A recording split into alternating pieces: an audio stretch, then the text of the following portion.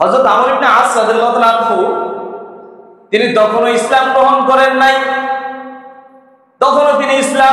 করেন নাই, একবার তিনি মুসাইলামাতুল কাজ্জাবের কাছে চলে গেলেন। মুসাইলামাতুল কাজ্জাবের কাছে যাওয়ার পরে মুসাইলামাতুল কাজ্জাব তাকে বললেন, তখন নবী সাল্লাল্লাহু আলাইহি সাল্লামের প্রতি মাত্র ওহী নাযিল হলো, বেশি দিন হয় নাই। মুসাইলামাতুল কাজ্জাব তাকে প্রশ্ন করলো যে তোমাদের যে সাহেব রয়েছে, তোমাদের যে একজন নবুয়তি দাবিদার রয়েছে, তার কাছে এই সময়ে তুমি যে আমার কাছে এসেছো, এর আগে কি নাযিল হয়েছে সেটা বলো। তখন মুসাইলামাতুল কাজ্জাবকে হযরত আমর ইবনে আস রাদিয়াল্লাহু তাআলা বললেন, তার কাছে এমন একটি সূরা নাযিল হয়েছে যে সূরাটা ছোট্ট, তবে এই সূরাটা হলো মাদিগা। সুবহানাল্লাহ, মাদিগা মহত্বপূর্ণ, অনেক ছোট হতে পারে তবে সূরাটা অনেক মহত্বপূর্ণ। তখন তিনি এই সূরাটা মুসাইলামাতুল কাজ্জাবকে পড়ে শোনালেন। মুসাইলামাতুল কাজ্জাব সূরাটা শুনে কিছুক্ষণ চুপ রইলেন, একটু চিন্তা করলেন, কিন্তু সে তো ভণ্ড নবুয়তি দাবিদার।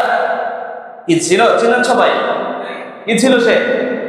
ভণ্ড নবুয়তি দাবিদার ছিল, ভণ্ড নবী ছিল।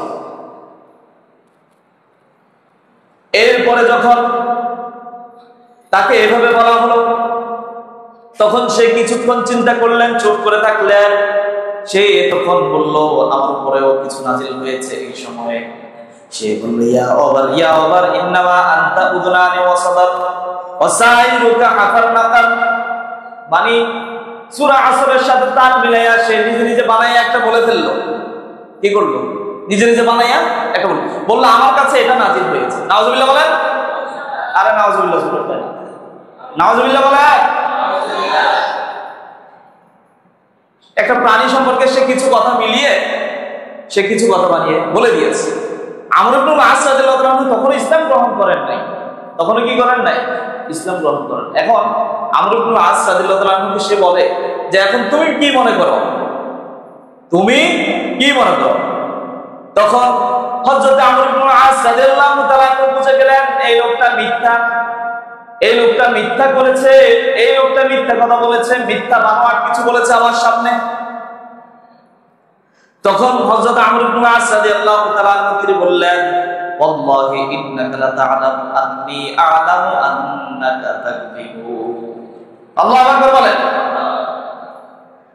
তখন হযরত আমর ইবনে আস রাদিয়াল্লাহু তাআলা মুসাইলামাতুল কাজ্জাবকে বললেন, আল্লাহর কসম করে বলছি, তুমিও জানো আমিও জানি, তুমি যে আমার কাছে মিথ্যা কথা বলেছো এটা তুমিও জানো। আল্লাহু আকবার।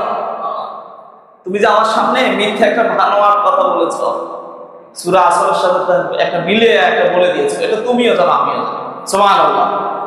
তো তুমি যখন তার সামনে বললেন যে, তখন বালিগা বলেছেন, এই সূরাটাকে বালিগা, বালাগাত, অনেক তাৎপর্যপূর্ণ একটা সূরা।